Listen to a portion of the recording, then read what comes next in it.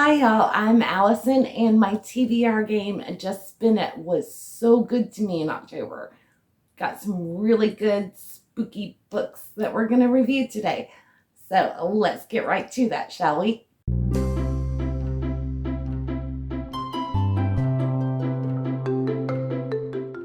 In case you missed it, here's a video where I chose these books and I changed up my game for a Halloween theme. So fun to do. I will be doing that again for Christmas if all goes well.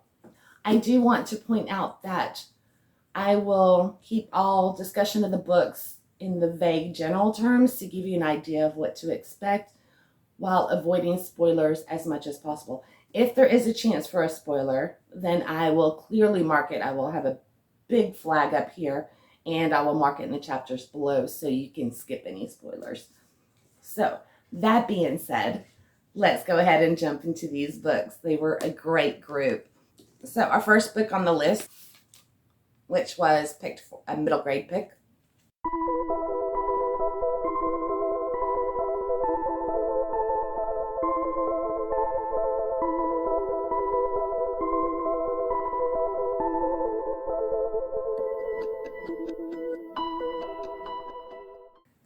But this is so good. This is part 1 in a series. 3 are out already. And the premise of this book, it really could be unending. There's so much you can do with it. And I really hope it's a long-running series because I fell in love with all of these characters and with the writing. We've got Cassidy Blake. She is 11 years old. And her parents, I believe, are writers and possibly a teacher. I can't remember. But they are given the opportunity to start a TV show, and it's more documentary than like a reality show. They're going to be at ghost hunting. So they'll be traveling all over, visiting haunted cities and filming a documentary about them. And of course, Cassidy will be tagging along with her parents. Now, her parents don't realize she can see ghosts.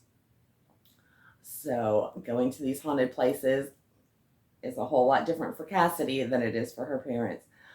But I love this. The first one, they go to Scotland. You get a lot of history in Scotland with their hauntings and all of the sites. So that fed my little heart. I love that. And the atmosphere is so good.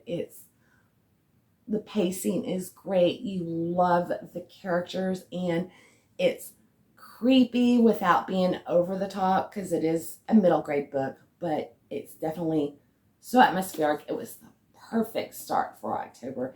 If you have not read this series, I highly recommend it. I don't want to give anything away, but pick up City of Ghosts by Victoria Schwab. I have the next 2 in the series, and I'm really excited to dive into those and continue with the Blake family and find out where they're going next. So anyway, a winner. Phoenix Rose. Here's a good middle grade for you if you haven't read this one yet. Okay, so let's move on to our next book.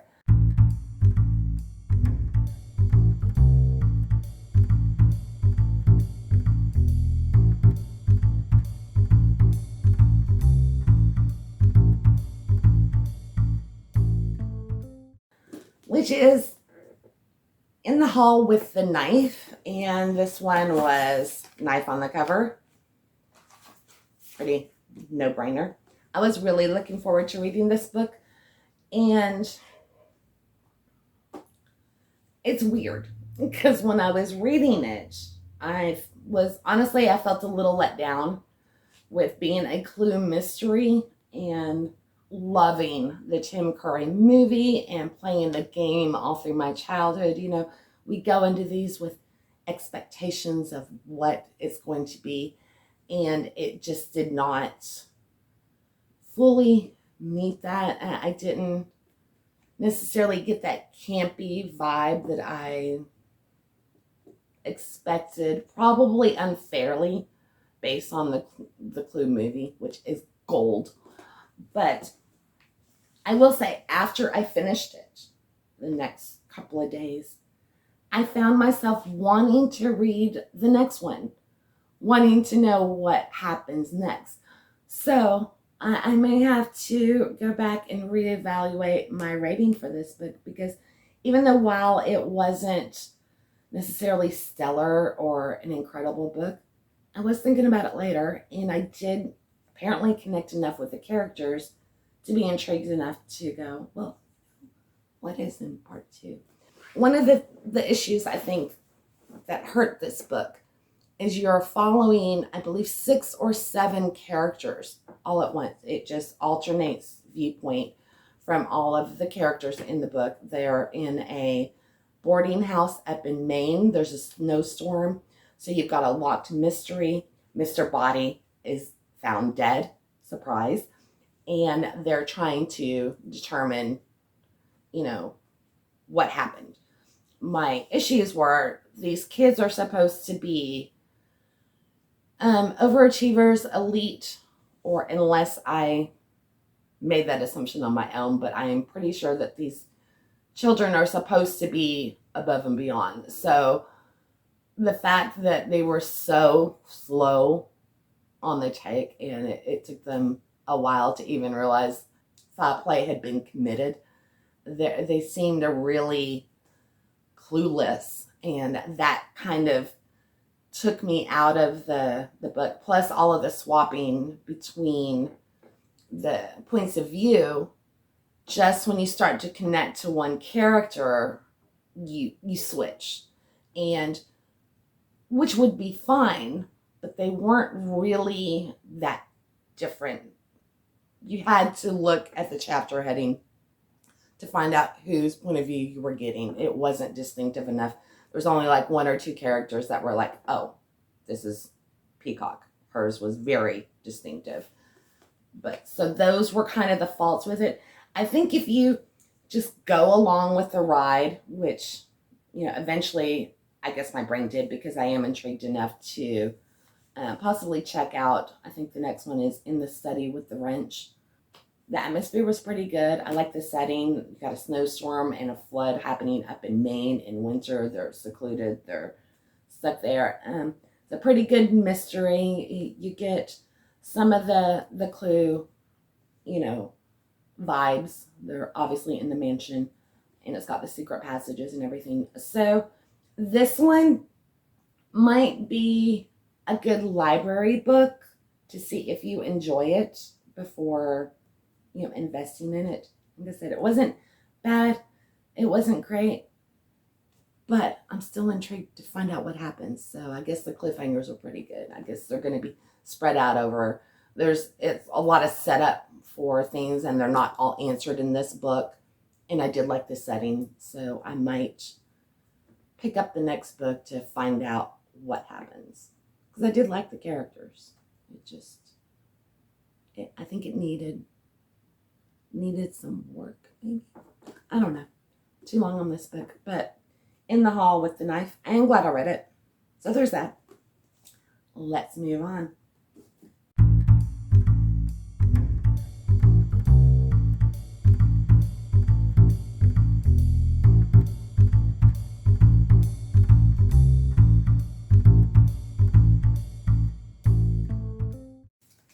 Okay, so this was selected from my TBR jar. I really enjoyed the mystery in this one. So I did figure it out midway through who perpetrated the crime, but I didn't know all of the subtle nuances of it. So I was surprised by quite a bit of that towards the end even, which, normally I try not to figure them out, but at the same time, it's like, you can't help forming opinions on who's behind everything. So this is in a high school. You have 5 students. One of them ends up dead, and that student runs a website that is like a gossip column, and all of the other 4 students that were in detention with him. They're all victims of his gossip column, the next one that's going to be released or uploaded. And he dies before that post goes public. So these 4 are the number 1 suspects. So the 4 are all completely different. They run in different circles, different economic backgrounds, everything. There's like the jock, the brain, the beauty, the criminal, the athlete, and the outcast. The outcast is the one who runs the gossip website. So you are getting multiple points of view. You get the narration from each of the 5 children, or 5 teenagers rather. And this is, again, another one where there wasn't enough distinction between the writing styles for each character that told you exactly. You had to really pay attention to the headers on which character was relaying the information. And that kind of knocked it for me just a little bit. But the story was so good. I really connected with all the characters. I really liked them. I found myself invested in what was going on. It does touch on a lot of hard-hitting topics for teenagers nowadays. Okay, so there are possibly some triggers that might need to be considered if you read this book. It touches lightly on bullying, school shootings, alcoholism, suicide, depression, drug dealing, toxic relationships. All of that is briefly discussed because those are the secrets that the outcast is revealing in his online blog. So it doesn't necessarily dwell on any of the topics, but they are in the book and they're part of it. So I don't know that I would necessarily classify this as a book that could be triggering. You know, if you have topics that you're sensitive to, it might be worth looking up some trigger warnings for it. Like I said, it's only mentioned for like a few pages. They're not necessarily dwelling on all aspects of these issues, but they are mentioned. But the mystery was really good. I really enjoyed the writing. I just wish there had been more distinction between each of the narrators.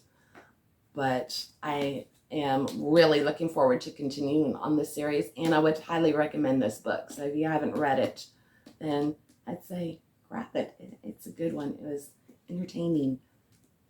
So let's move on.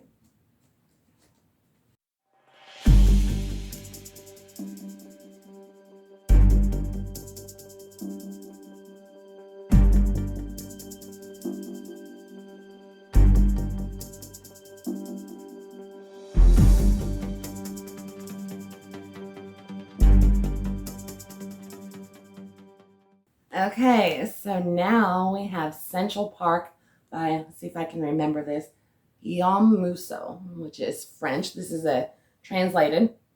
Apparently, Guillame, I may be doing that wrong, is a bestseller in France, and he's like one of the chart toppers.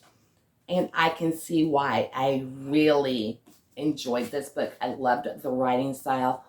I devoured it. A Parisian cop wakes up in New York on a bench in Central Park, handcuffed to a stranger, an American musician that had been in Dublin the night before, and somehow they are now in Central Park with no memory, no ID, money, cell phone, nothing, and they don't know what's going on. But the cop has blood on her clothes, and she has a gun that is not her standard issue gun. She has a Glock instead of her normal, and there's one bullet missing. No clue what's going on. So they are in a race to figure out why they're there, what has happened, piecing everything together while also traversing New York. And I've never been to New York. I've seen it a lot in movies, of course, and everything. And the descriptions of New York, I could picture exactly where they were, all the time. And from what I understand, the author, even though he's French, when I guess right after graduating high school, he actually lived in New York for a period of time, I think selling hot dogs and hot dog vendor. So he got to know the city really well, and you could tell that he knew the region that he was writing about. So you're definitely transported along for this incredible mystery the whole way through. I was like, oh, wow, wow. And at the end, it wasn't what I expected. So really good mystery, whodunit, amnesia story. So if you like those, I highly recommend Central Park. So yeah, this was a winner. My game was so good to me. Okay, let's move on. No, speaking of being good to me,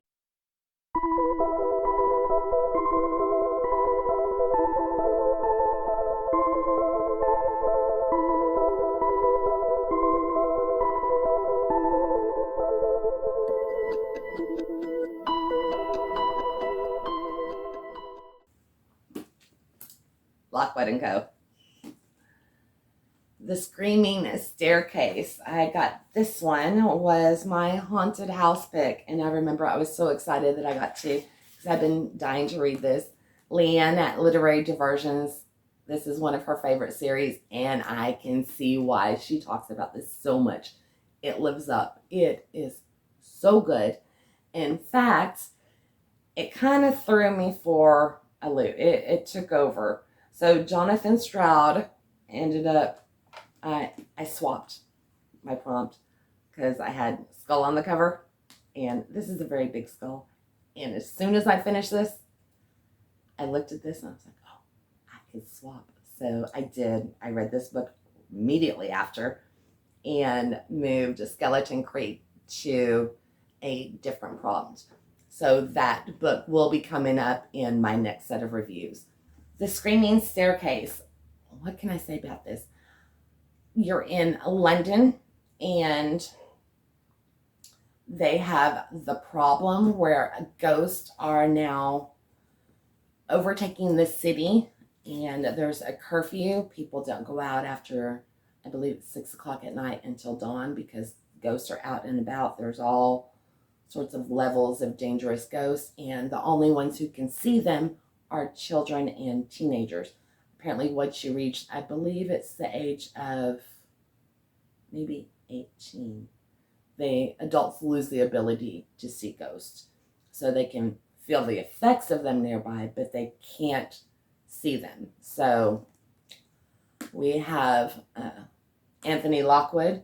He has his own company and they are ghost hunters. And then we have, he's got George is one of his employees who likes to do the research aspect of everything, find out what's going on with the haunted sites and everything. And then we have Lucy Carlisle. She ends up working for them and gets a job with them. And between the three of them, they make a dynamic team. And they are the underdogs because there are also some big companies that employ children that are, got all the money behind them. And it's just these three doing it on their own. And the books are incredible. You fall in love with all of the characters. The writing is hilarious.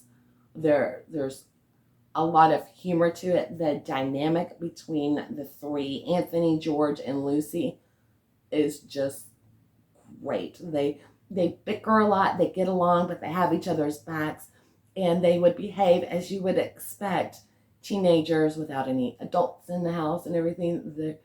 It is so worth it. This series is incredible. In fact, it led me to pick up the second one. Highly atmospheric, great for October. I've never been to London, but I feel like I have. They describe it. If you're from England, London, I'm sure you would love all of the references to the area and everything. And if you have not read Lockwood and Co, definitely add this to your list. I know it's starting to get some hype lately, and it deserves every bit of it. So I believe I give these both 5 And it took everything I had not to just ditch the rest of my TBR and read the rest of them, because I bought them all at once. If you want to sample this series before investing in the books, then you can get The Dagger in the Desk. It's 42 pages long, and you can get a general idea of what it's going to be like, because it's one case that they go in and they solve it and they're done. So yes, love it. Okay, and we've got one more. No, we should have two more. What am I missing?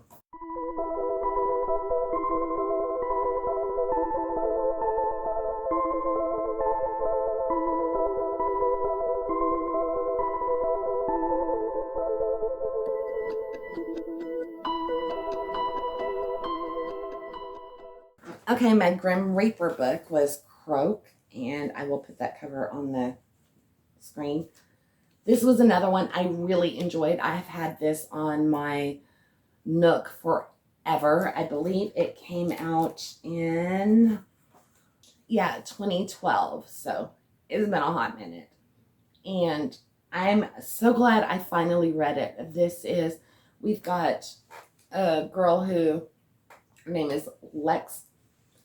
She's all of a sudden acting out. She's becoming delinquent. She's just got all of this anger and this angst, and she's, getting physical, getting in fights, pushing people down, and she's about to be kicked out of school. So her parents send her to the summer with her Uncle Mort, thinking that she's going to a farm and, some good old labor will put her back on the straight and narrow like she belongs. And instead she gets there, and this is little town of Croak, which has 80 residents. And she finds out that her uncle actually is a reaper, a grim. They're responsible for helping souls move on and not be trapped once the body dies.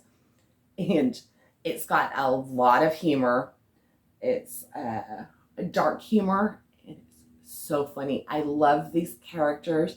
There's inside the vault, you've got everybody's there. So you've got the presidents at the front, and they are constantly causing trouble. And Edgar Allan Poe and Teddy Roosevelt have this little thing going on where they're pretty much annoying each other at all times. And there's also a mystery going on because somebody's gone off the rails. We've got some trouble brewing on the horizon, and Lex is trying to come to terms with what she actually is, and this is the reason for all of her acting out, because she is the prime candidate to reap souls, and she's basically growing into her destiny. In the meantime, her family has no idea what's going on. But the world building in this was really good. Characters are spot on. They're dynamic with each other once again. I mean, I knocked it out of the park with this list. All of them, I think, were either 4 or 5 stars, with maybe the exception of In the Hall with the Knife. But if you haven't heard of this one and you like dark humor and kind of a little bit on the lighter side, but still you get the creepy vibes and everything, then check out Croak by Gina, I think it's Damico. And then we've got one book left.